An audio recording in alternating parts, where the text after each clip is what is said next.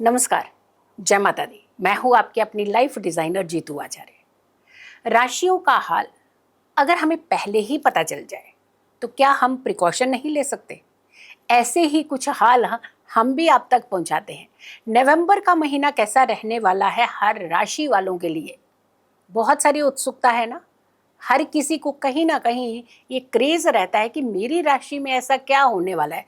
भाई हो भी क्यों ना, क्योंकि नवंबर का वो महीना होता है, अगर हम हिंदी कैलेंडर से चलते हैं तो इसे मार्गशीर्ष महीना कहा जाता है। लेकिन अगर हम इंग्लिश कैलेंडर से चलते हैं तो हम बहुत ही आखिरी पड़ाव पर पहुंच रहे हैं, जहां पर हम इस साल को समाप्ति की तरह देखते हैं। फिर अगला 2026 का आगाज जो है वो जनवरी से शुरू कर देते हैं। लेकिन इस महीने में बहुत सारी खास चीजें हो रही है, बहुत बड़े बड़े बदलाव हो रहे हैं। इस महीने में ही देव प्रबोधिनी एकादशी होती है, जब श्री हरि विष्णु जाग जाते हैं योग निद्रा से। यही वो महीना होता है जब तुलसी विवाह होता है। यही वो महीना होता है जो देवों की दीपावली का पर्व होता है। यही वो महीना होता है जब कहा जाता है कि अगर हम अच्छे कर्म करते हैं, तप, दान, ये सारी चीज़ें करते हैं तो हमारे जीवन के अंदर बहुत बड़े बड़े चेंजेस होते हैं। लेकिन जब चेंजेस की बात कर रहे हैं तो दो ग्रहों के, मुख्य दो ग्रहों की वो चेंज भी हो रहे हैं। एक प्लेनेट वक्रीय होगा, बहुत बड़ा प्लेनेट, और दूसरा प्लेनेट मार्गी होगा, यानी सीधी चाल चलने लगा, वो भी बड़ा प्लेनेट है। तो अब कौन कौन से ऐसी भूमिकाएं बन रही हैं जिसे समझना बहुत जरूरी है। हमारी कुंडली के हिसाब से हमारी राशि में ऐसा कौन सा योग बन रहा है और किस भाव में बन रहा है, ताकि हम उसी तरीके से अगर उपाय करेंगे तो किसी भी महीने में कोई भी दिक्कत नहीं आती। इसीलिए क्योंकि जब हम अवेयर हो जाते हैं, जब हम पहले से ही जान जाते हैं अपने ग्रहों की सिचुएशन को, तो हम कहीं ना कहीं उस सॉल्यूशन की तरफ बढ़ते हैं जो छोटा सा उपाय, मात्र एक छोटा सा उपाय होता है, लेकिन उसके बीच हमें बहुत बड़ा एक सॉल्यूशन मिलता है हमारी जिंदगी को कंट्रोल करने का। मिथुन राशि वालों के लिए आपका नवंबर का महीना कैसा रहेगा?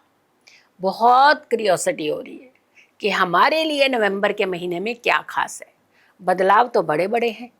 इसी महीने में गुरु नानक देव जयंती पड़ेगी, इसी महीने में भीष्म पंचक पड़ेगा, इसी महीने में कार्तिक पूर्णिमा होगी जब कार्तिक महीना समाप्त होगा, इसी महीने में गुरु वक्रीय होंगे, इसी महीने में शनि मार्गी होंगे, इसी महीने में तुलसी विवाह होगा, देव प्रबोधिनी एकादशी होगी। तो यानी देखिए कितना अच्छा महीना माना जा रहा है। लेकिन अगर थोड़ी सी प्रॉब्लम हमारे जीवन के अंदर है तो उसका सोल्यूशन भी तो है। आप सोल्यूशन की तरफ बढ़े, ना कि टेंशन लेकर के बैठ जाए।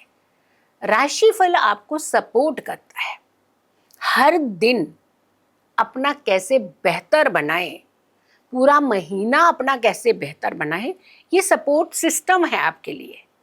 और अगर आप कर्म ही नहीं करेंगे तो फल की इच्छा करेंगे कैसे? तो इसीलिए जो उपाय होते हैं बेसिकली वो हमारे कर्म होते हैं, यानी छोटे छोटे काम, जिसके करने से हमारे कर्मों की भी शुद्धि होती है और हमारी सुरक्षा भी होती है। तो मिथुन राशि वालों के लिए सबसे पहले सूर्य जो है वो आपके छठे भाव में रहेगा, क्योंकि सूर्य जो है छठे भाव में आपको कैसा रिजल्ट देगा? क्योंकि सूर्य के लिए छठा भाव जो है वो सर्विस का भाव है, जो कि सर्विस के कारक माने जाते हैं। पांचवें भाव में भी रहेंगे, यानी पांचवें भाव में और छठे भाव में सूर्य गोचर करेंगे आपकी राशि के हिसाब से नवंबर के महीने में। तो सूर्य आपके अंदर एक अच्छा तेज, एक मनोबल देने वाले हैं। फाइटर बनाते हैं ना जब किसी को, क्योंकि फाइट करके जब हम किसी समस्या से निकल जाते हैं ना, तो वो हमारा मनोबल जो होता है ना वो आगे आने वाले समय को कहीं ना कहीं कंट्रोल कर देता है। तो सबसे बड़ी बात है कि सूर्य, मंगल और बुध त्रिग्रही योग भी बनेगा, और ये बनेगा आपके छठे भाव में। तो सूर्य और मंगल, मंगल वैसे भी छठे भाव में अच्छा रिजल्ट देता है और सूर्य अच्छा ही देगा रिजल्ट आपको। तो दोनों भाव के अंदर एक ऐसी युति बन रही है जो आपको फायदा देगी। लेकिन हाँ, यहाँ पे जब बुध आ जाएगा तो बुध थोड़ा सा आपको क्या करेगा कि आपको कुछ भी बोल देंगे, अननेसेसरली बोल देंगे। तो वाणी पे थोड़ा सा कंट्रोल तो वो तो स्वयं कर सकते हैं ना। यानी चीजें बाकी अच्छी हो रही हैं, अगर एक चीज हमें कंट्रोल करने को कहा जा रहा है तो वो हमें करनी चाहिए। तो अगर हम उस चीज को कंट्रोल करते हैं तो हमें फायदा भी तो होगा। गुरु की बात करते हैं, क्योंकि बुध जो है, बुध भी यहाँ पे आएंगे और बुध वैसे जो है वृश्चिक राशि में चल रहे हैं 9 नवंबर से लेकर के 9 नवंबर से ये वक्रीय भी हो रहे हैं।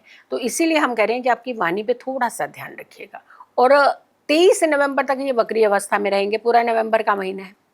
तो हमें यहाँ पे थोड़ा सा वाणी पे अपनी कंट्रोल करके चलना है। गुरु की अगर हम बात करते हैं, कर्क राशि में चल रहे हैं और 11 नवंबर से वक्रीय हो जाएंगे गुरु। डर नहीं, अलर्ट, अलर्ट रहना होता है, डरना नहीं होता।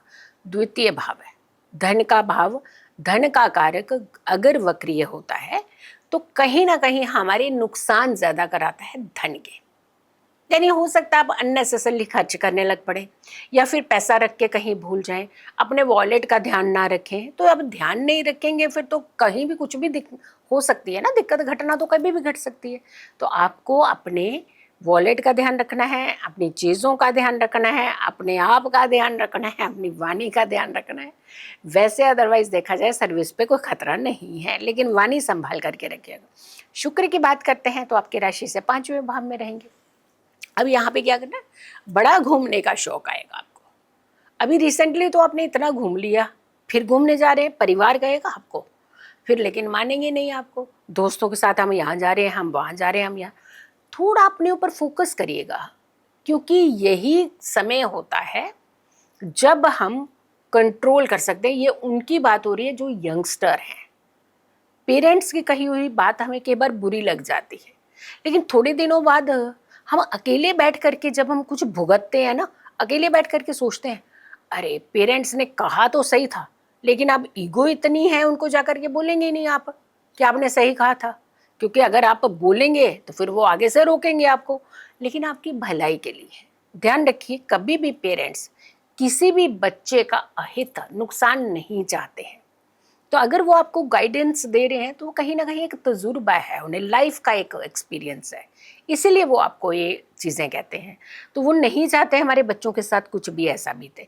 तो थोड़ा सा अपनी ऐश परस्ती के ऊपर ध्यान ना दे करके, ज़्यादा घूमने फिरने की तरफ ध्यान ना दे करके, अपनी चीज़ों की तरफ अगर आप फोकस करते हैं तो आपका आने वाला समय बेहतर हो सकता है। शनि की बात करते हैं तो शनि वक्रीय चल रहे हैं और 28 नवंबर को जाकर के मार्गी होंगे तो इसी महीने में, लेकिन 28 नवंबर को जाकर के मार्गी होंगे। तो यहाँ पर ये आपकी मार्गी अवस्था जो है 28 नवंबर के बाद बनेगी, बट आपके दशम भाव को कहीं ना कहीं ये कंट्रोल कर रहे हैं। दशम भाव काल पुरुष की कुंडली का शनि की खुद की राशि का भाव है।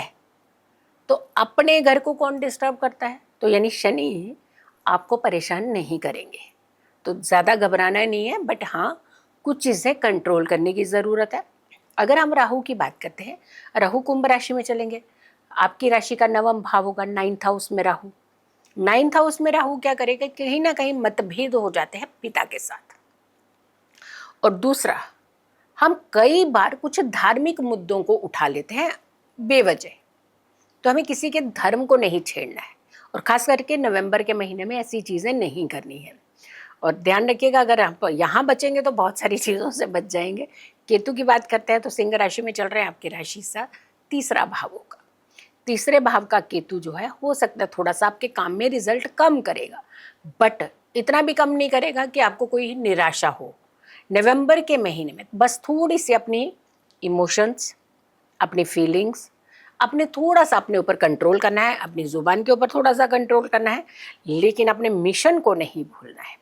अगर आप अपने मिशन की तरफ चलते हैं, जो आपके माइंड में है कि मुझे ये हासिल करना है, अगर आप थोड़ा सा इसकी तरफ बढ़ जाएं तो यकीन मानिए ये महीना आपको वो उपलब्धि देगा जिसके प्लानिंग आप काफ़ी समय से कर रहे थे। तो इसलिए आपको तो फायदा ही मिलने वाला है।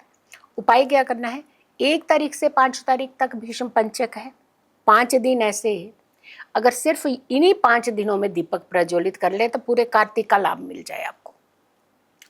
आपने सबसे पहले 5 दिन तक 5-5 दीपक, आपने आकाशीय भी और तुलसी के आगे भी, हो सके तो अगर किसी आप नदी के तट के पास रहते हैं तो अगर आप वहां जाकर के भी 5 दीपक जला सकें, किसी भी नदी के किनारे में जाकर के, गंगा जी, यमुना जी, जो भी नदी के किनारे आप रहते हैं, यहाँ भी आप हों, अवेलेबल हों, बहते हुए जल के पास, अगर आप वहाँ भी ये उपाय करें तो आपको बहुत लाभ मिल सकता है।